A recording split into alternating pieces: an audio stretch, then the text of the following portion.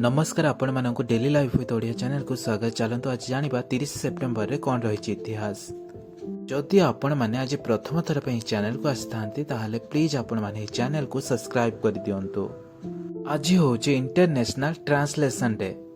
Translation रो अर्थ होचे अनुवाद करिबा। अनुवाद द्वारा आम विभिन्न भाषा रे थिबा तथ्य को आम निज निज भाषा रे जानि पारि थाउ। एहा द्वारा हमको बहुत प्रकार सुविधा होई थाए।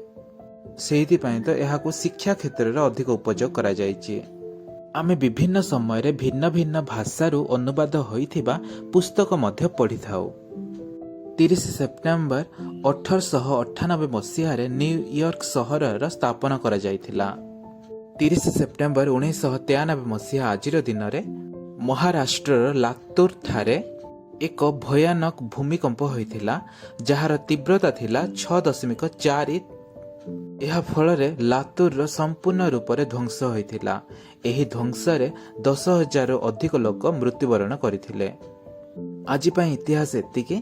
आपणक दिन शुभ और मंगल कटु। रहुछि नमस्कार।